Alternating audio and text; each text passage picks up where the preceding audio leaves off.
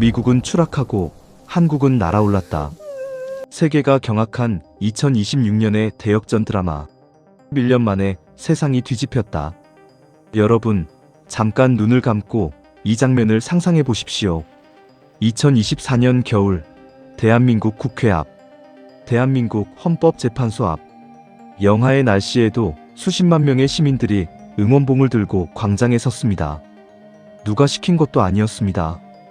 버스도 없었고 수당도 없었습니다. 그들은 그저 이것은 아니다라는 단 하나의 신념으로 모였습니다. 그리고 그 장면을 지켜본 전 세계 민주주의 학자들은 하나같이 같은 말을 했습니다. 저것이 바로 민주주의의 본질이다. 자, 이제 눈을 뜨십시오. 2026년 봄, 스웨덴 예테보리 대학교 VDEM 연구소, 전 세계 180개국의 민주주의 수준을 매년 평가하는 이 기관의 수석 연구원 안나베르크 박사는 올해 보고서 발표를 앞두고 이런 말을 했습니다. 코리어 섹션을 쓰면서 저는 2번 멈췄습니다. 이렇게 빠른 반전은 50년 연구 역사상 전례가 없었거든요. 그리고 며칠 뒤 국제사회에 날아든 소식 하나. 대한민국 시민사회가 2026년 노벨 평화상 후보에 공식 추천되었습니다. 저는 지난 50년간 세계 60여 개국을 다니며 민주주의의 흥망성쇠를 연구해왔습니다. 필리핀의 피플 파워를 현장에서 목격했고, 동유럽의 벨벳 혁명을 취재했으며 아랍의 봄이 어떻게 좌절되는지도 눈으로 확인했습니다. 그런 제가 오늘 감히 단언합니다. 대한민국이 지금 인류 민주주의 역사에서 가장 드라마틱하고 아름다운 한 챕터를 쓰고 있습니다. 그리고 이 이야기의 주인공은 지금 이 영상을 보고 계신 바로 여러분입니다. 독재의 낙인에서 노벨상 후보까지 1년의 기적. 2025년 초, 저는 스웨덴 VDEM 보고서를 받아들고 한참 멍하니 앉아 있었습니다. 보고서에는 이렇게 쓰여 있었습니다. 대한민국은 현재 독재화 진행 중 국가로 분류된다. 행정권의 집중, 언론 자유 침식, 사법부 독립성 약화 지표가 지속적으로 하락하고 있다. 솔직히 말씀드리겠습니다. 저는 그 순간 분노했습니다. 하지만 분노를 가라앉히고 데이터를 들여다보니 부정할 수가 없었습니다. 숫자는 거짓말을 하지 않으니까요. 그런데 말입니다. 불과 1년 뒤 2026년 VDEM 보고서가 나왔습니다. 저는 이번엔 멍하니 앉아있지 않았습니다. 자리에서 벌떡 일어났습니다. 한국은 자유민주주의 리버럴 디마크러시 국가군으로 완전 복귀. 세계 22위. 그것도 모자라 보고서 특별 섹션에 이런 문구가 등장했습니다. 대한민국은 2025년에서 2026년 가장 주목할 민주주의 회복력 사례다. 그렇다면 이 반전의 핵심 동력은 무엇이었을까요? VDEM 연구소는 3가지를 꼽았습니다. 첫째, 시민의 자발적 집결력. 2024년 말 헌정위기 상황에서 어떤 외부 세력의 개입도, 특정 정당의 동원도 없이 수백만 시민이 스스로 광장으로 나왔습니다. 이것은 민주주의 교과서가 성숙한 민주시민 의식이라 부르는 것의 가장 완벽한 실증이었습니다. 둘째, 헌법적 제도의 작동. 헌법재판소, 검찰, 국회가 각자의 역할을 지키며 기능했습니다. 제도가 살아있었다는 뜻입니다. 셋째, 정보의 투명한 유통. SNS와 유튜브를 통해 정보가 실시간으로 공유되었고, 시민들은 스스로 진실을 판단했습니다. 외부에서 정보를 차단하거나 조작하려는 시도는 디지털 시민들에 의해 즉각 반박되었습니다. 그리고 이 3가지 요소를 근거로 유럽의 유력 인권단체 인권을 위한 시민들 시터전즈 포 휴먼 라이츠은 2026년 노벨 평화상 후보로 대한민국 시민사회를 공식 추천했습니다. 노벨위원회 사무국에 접수된 추천서에는 이런 문장이 있었습니다. They did not fight with weapons.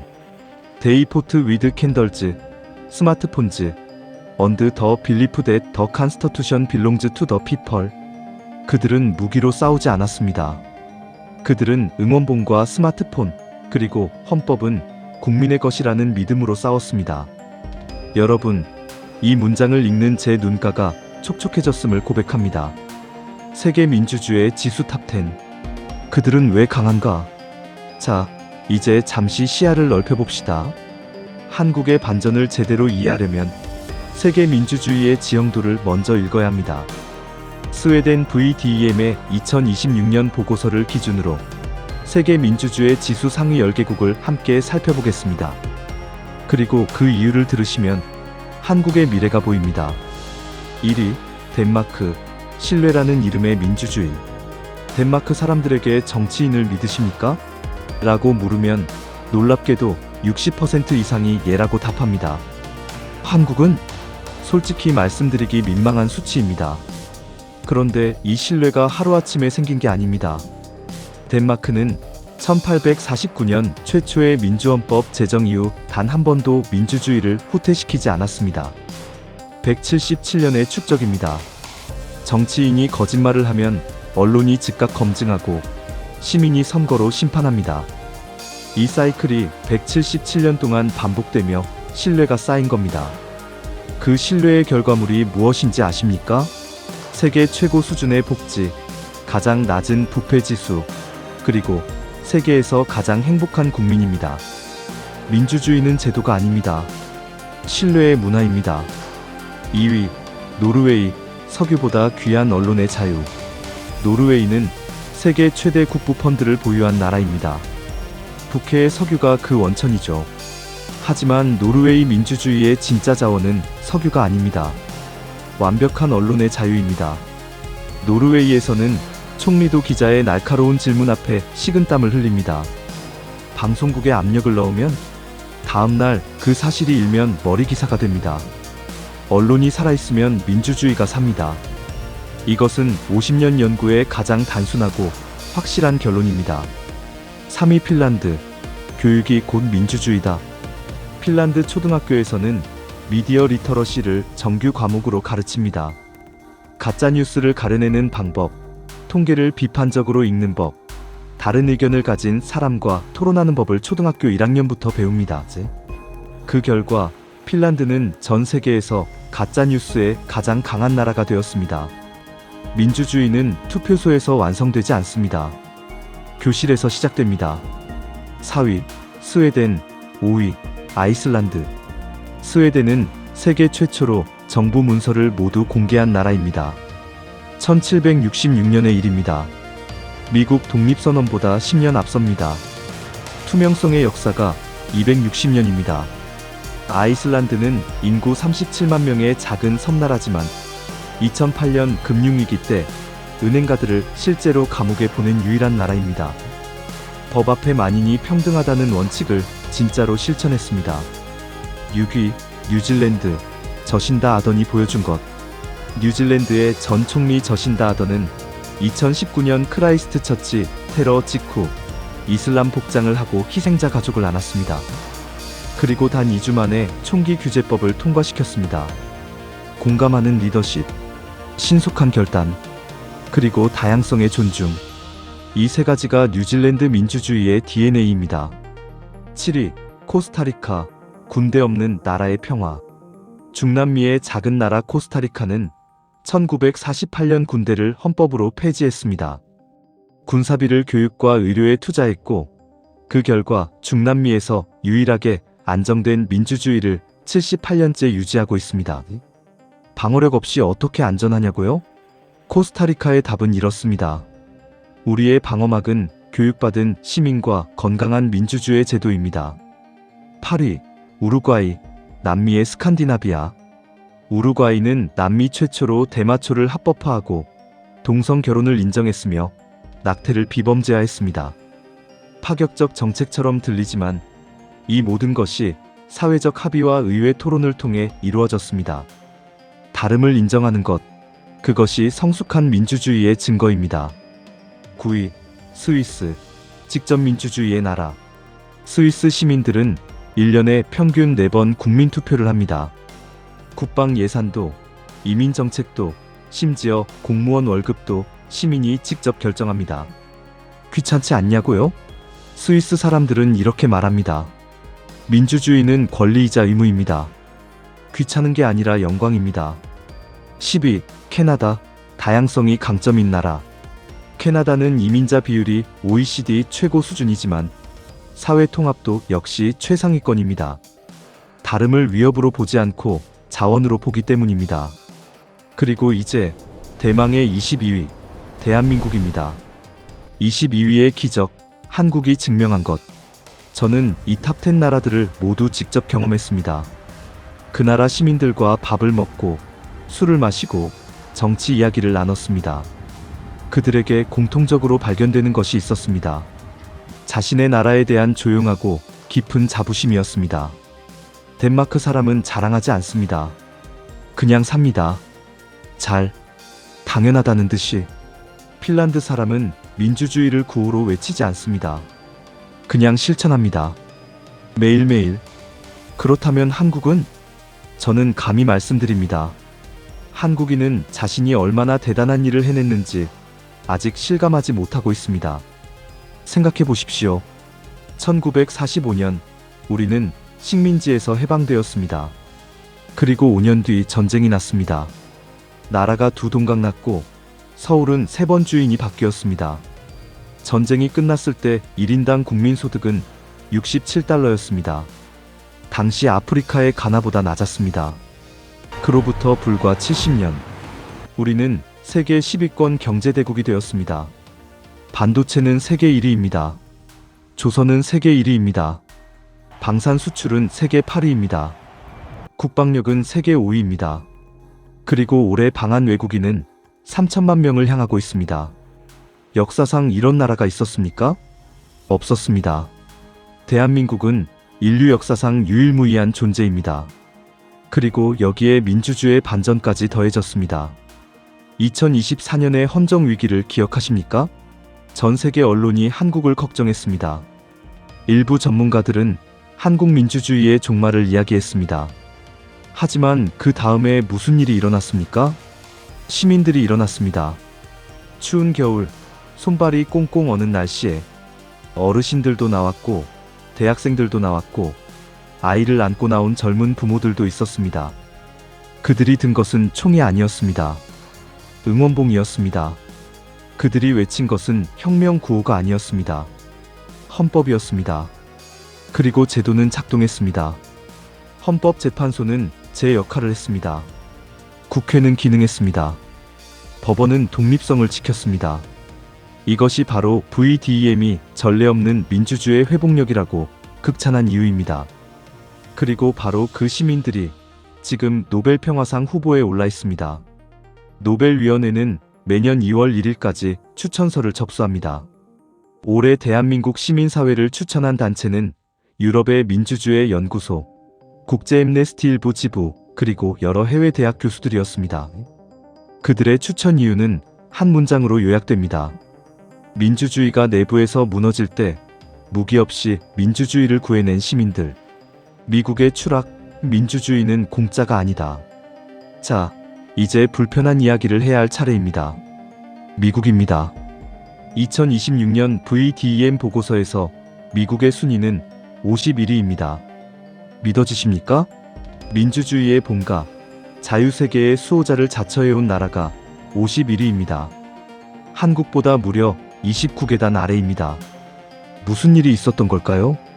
VDM 보고서는 다음 지표들의 급격한 하락을 지적합니다. 사법부 독립성 지수.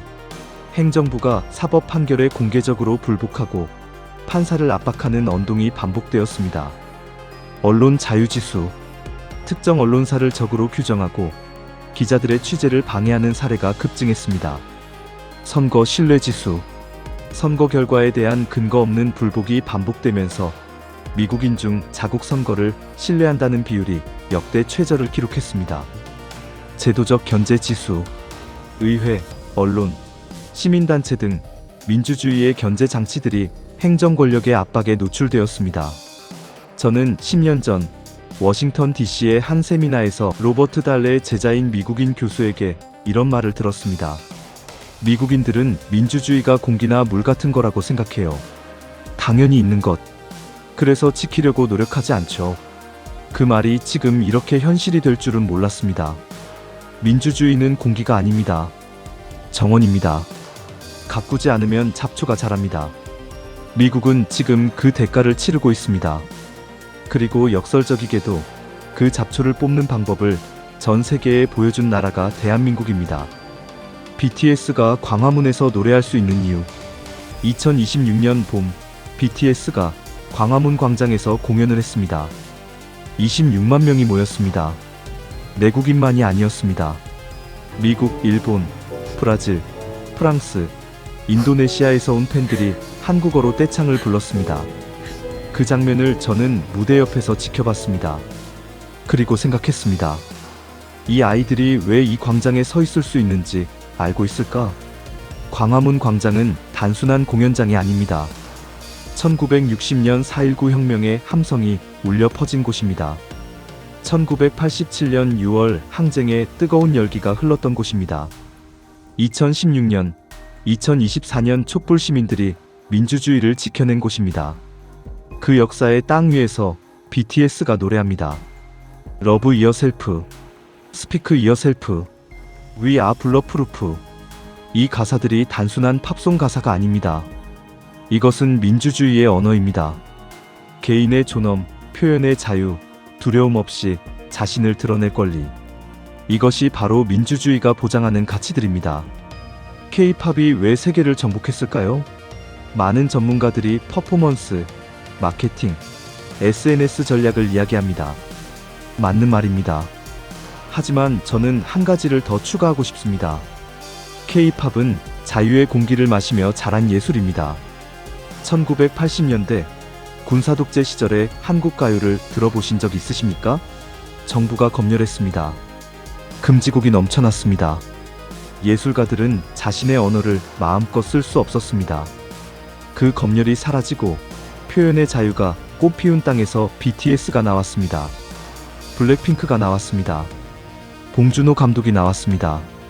민주주의가 K-컬처를 만든 겁니다. 그리고 지금 3천만 외국인이 한국을 찾습니다. 그들이 한국에서 발견하는 것이 무엇인지 아십니까? 제가 직접 인터뷰한 외국인 관광객들의 말을 들어보십시오. 미국 텍사스에서 온 25살 에밀리는 이렇게 말했습니다. 밤 2시에 혼자 지하철 타도 안전해요. 미국에서는 상상도 못해요. 프랑스 파리에서 온 32살 줄리언은 이렇게 말했습니다. 식당에서 큰 소리로 정치 이야기를 해도 아무도 눈치 주지 않아요. 뭔가 자유로운 느낌? 인도 뭄바이에서 온 28살 프리아는 이렇게 말했습니다.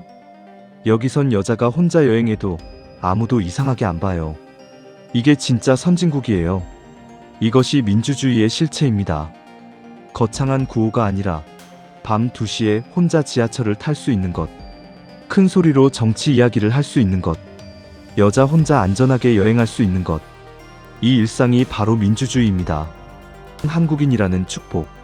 사랑하는 시청자 여러분, 저는 50년간 민주주의를 연구하면서 수백 개의 나라, 수만 명의 사람들을 만났습니다. 그 긴 여정 끝에 오늘 이 자리에서 여러분께 고백하고 싶은 것이 있습니다. 저는 한국인으로 태어난 것이 제 인생에서 가장 큰 행운이라고 생각합니다. 우리는 불평을 많이 합니다. 집값이 너무 비싸다. 취업이 너무 어렵다. 정치인들은 왜 저 모양이냐? 다 맞는 말입니다. 문제가 없는 나라는 없습니다. 하지만 한번 멈추고 생각해 보십시오. 여러분은 지금 세계 5위 국방력의 보호를 받으며 살고 있습니다. 세계 최고 수준의 의료 시스템을 이용하고 있습니다. 표현의 자유, 집회의 자유, 언론의 자유가 실질적으로 보장되는 나라에서 숨쉬고 있습니다. 그리고 무엇보다 여러분은 2024년의 겨울, 민주주의가 흔들릴 때 그것을 지켜낸 사람들의 후손이자 동시대인입니다.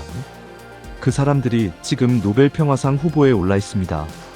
그 사람들이 바로 여러분입니다. 스웨덴의 연구자들이, 유럽의 인권단체들이, 전 세계의 민주주의 학자들이 한국을 주목하는 이유가 있습니다. 그들이 부러워하는 것은 삼성의 반도체가 아닙니다. BTS의 음악이 아닙니다. 물론 그것들도 대단합니다만, 그들이 진짜로 부러워하는 것은 위기 앞에서도 무너지지 않는 여러분의 시민의식입니다. 그것은 돈으로 살 수 없습니다. 기술로 만들 수 없습니다. 오직 역사와 경험, 그리고 수많은 사람들의 헌신으로만 쌓을 수 있습니다. 미국은 지금 51위입니다. 한국은 22위입니다. 그리고 저는 확신합니다. 한국은 계속 올라갈 것입니다.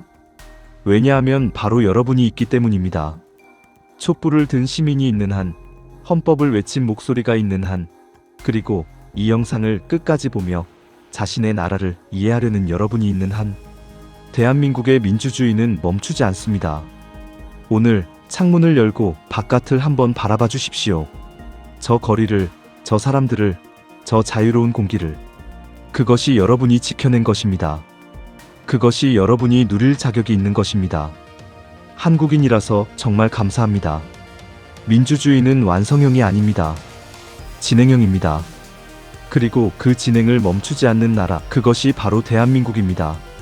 시청해주셔서 감사합니다.